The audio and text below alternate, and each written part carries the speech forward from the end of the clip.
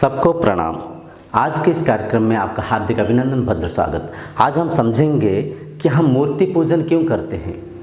देखिए, हम भगवान के दर्शन करने के लिए कई दूर दूरांत प्रदेश में चले जाते हैं, कई सारा धन की खर्चा करते हुए, कई गाड़ियों में ट्रैवल करते हुए दूर दूरांत प्लेस में जाते हैं, कई दूरांत जगह में जाकर वहाँ पे भी कई सारे यातनाओं को झेलते हैं। मंदिर के पास जाके मंदिर के अंदर लगी हुई बड़े बड़े क्यू को फॉलो करते हैं, उन लाइनों में लगकर कई सारा तकलीफ़ को, कई सारा बाधा विघ्न को झेलते हुए हम समय की और धन की खर्चा करते हुए भगवान के पास जाके पहुंचते हैं। और भगवान के पास पहुंचकर हाथ जोड़कर आंख बंद क्यों कर देते हैं, हम अंतर्मुखी क्यों हो जाते हैं। भगवान के पास आप जाके खड़े हैं तो भगवान के दर्शन करना चाहिए। जितना समय भी आप वहाँ पे खड़े हैं उतने समय तो भगवान को देखते ही रह जाना चाहिए। हम हाथ क्यों जोड़ के आंख बंद क्यों कर देते हैं? क्या कभी सोचे हैं ऐसे क्यों करते हैं? ये अपना अंदर जो सिक्स्थ सेंस है, जो कि अपना संस्कार हमें समझा रहा है कि भगवान को तो जो दर्शन करने के लिए आया था भक्त, मैं तेरे अंदर ही हूँ, मैं तुमसे अलग नहीं हूँ, तुम और मैं एक ही है, मैं ही ब्रह्म शक्ति के रूप में तुम्हारे अंदर बैठा हूँ। मतलब मन जो संस्कार को आचरण करते हुए अंतर्मुखी हो जाता है, अंदर बैठी हुई उस चेतना को फील करता है। तो यहाँ पे हमें बहुत ही बड़ी चीज़ को समझना चाहिए। जो भी मूर्ति, जो भी मंदिर हम बना रखे हैं, कौन बनाया? हम ही तो बनाए। क्या भगवान को हम बना सकते हैं या भगवान हमें बनाए? सोच के देखिए।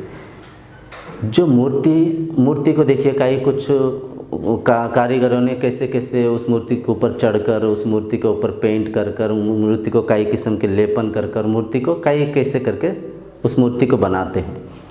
तो मूर्ति को हम जो पूजा करते हैं उसका मुख्य उद्देश्य ये है कि मन में धारणा करना भक्ति को, मतलब मन में भक्ति को धारणा करने के लिए, मन में भाव को लाने के लिए, मन में वैराग्य को जागृत करने के लिए वो मूर्ति माध्यम है, मूर्ति मॉडल है। इस बात को हम कभी सोचते नहीं, हम बस मूर्ति के रूप में, रंग में, नाम में खो जाते हैं, उसके मुख्य उद्देश्य को भूल जाते हैं। मेरा भगवान बड़ा, मेरा मूर्ति बड़ा, मेरा ईश्वर ही बड़ा, तुम्हारा छोटा कहते हुए हम आपस में बैरता करते रहते, ज्ञान के अभाव के कारण से। परफेक्टली इस बात को मन में रखिए, भगवान एक है, भगवान दो नहीं है। जो एक है वो मेरे लिए जो है आपके लिए भी वही है।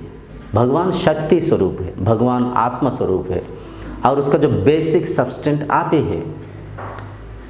तो भगवान की मूर्ति के जो पूजन हम करते हैं, मन के अंदर भक्ति को, भाव को लाने के लिए, जब तक देखिए कोई एक भगवान की मूर्ति या फोटो को या तो कोई मंदिर को नहीं देखते हैं, हम सिर नहीं झुकाते, मन के अंदर वैसे भावना नहीं आता है।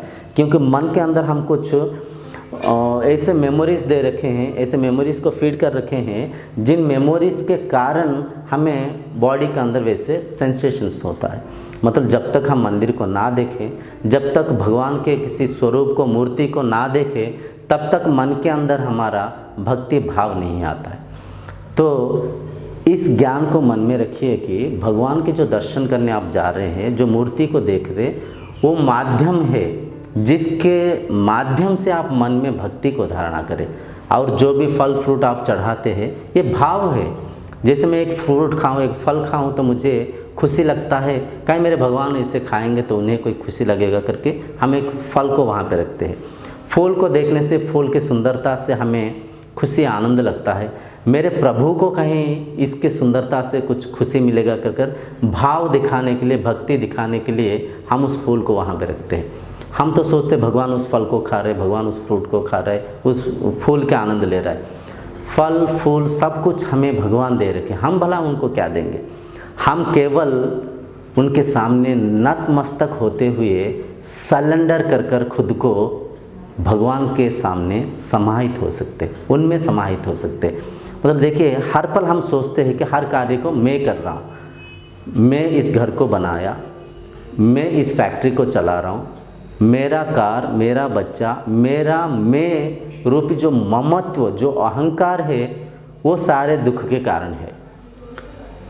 जब आप भगवान के पास जाएंगे तो वहाँ पे ध्यान करिए, वहाँ पे बैठकर सब कुछ भूल जाइए। हे भगवान, तेरा तुझको समर्पण, मेरा कुछ भी नहीं है, हरता करता सब तू ही है, तू ही कर रहा है और तू ही करवा रहा है, मुझ में भी तू है, मेरे बाहर भी तू है, तू और मैं अलग नहीं हूँ।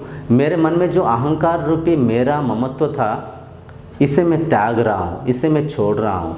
सब कुछ तू कर रहा है सोचते हुए हर विचारों को छोड़कर, त्याग कर, ध्यान में लीन होकर भगवान के साथ जुड़ जाना चाहिए, एक हो जाना चाहिए। योग का मतलब है युक्त होना, भगवान से जुड़ जाना, एक हो जाना, उनके साथ उनमें खो जाना, ये सही पूजा है।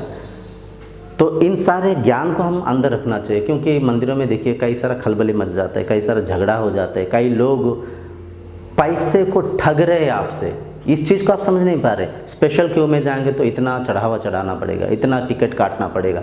आप यूँ समझिए स्पेशल क्यू में कोई जाके वहाँ पे देखेंगे तभी भगवान आके आपको कोई वर देंगे, कोई आपके मनोकामनाओं को पूर्ण करेंगे। इसे मन में जो अंधविश्वास को रख रखे हैं उसे त्यागिए। दर्शन के मुख्य उद्देश्य क्या है सोचिए, जो मूर्ति पूजन करते हैं उसका मुख्य उद्देश्य को सोचिए। चैतन्य आप में है, चेतना आपके अंदर है, ब्रह्म आप में है, आत्मशक्ति आप में है, आप ही संसार के आधार है। अविद्या से, ज्ञान के अभाव से हम अलग, भगवान अलग, कहीं वैकुंठ है, कहीं कैलाश है, ऐसे कई सारा कल्पनाओं के अंदर हम खुद को बांधकर खुद तड़पते रहते हैं। तो इस ज्ञान को रखिए। जो मूर्ति पूजन हम करते हैं वो जो जिस किसी भी प्रतिमा को, जिस किसी भी नाम को अपना इष्ट मानते हैं, वो मॉडल है जिनके द्वारा हम मन में भक्ति को, वैराग्य को लाएं। यूँ समझिए एक छोटा जो LKG UKG पढ़ने वाला बच्चा होता है, उनका जो बुक्स को आप अगर रिफ़र करेंगे देखेंगे, उनके अंदर पिक्चोरियल डिवाइसेस होता है, कोई पिक्चर्स होता है। एप्पल का फोटो होगा, एप्पल के नीचे एप्पल लिखा होगा, कैट होगा नीचे कैट लिखा होगा, बैट होगा नीचे बैट लिखा होगा, पेंसिल होगा नीचे पेंसिल लिखा होगा।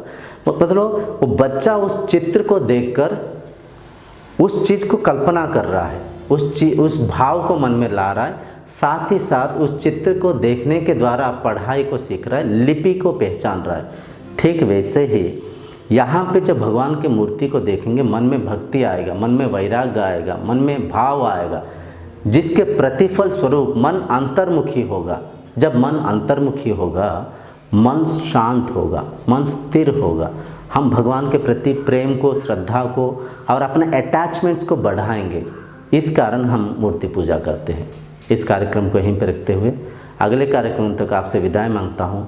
आगे आगे हम और कई सारे बातें को चर्चा करेंगे, जिसके प्रतिफल स्वरूप आपके मन इन ज्ञान को अर्चन कर कर अज्ञानता को त्यागेगा। तब तक के लिए प्रणाम।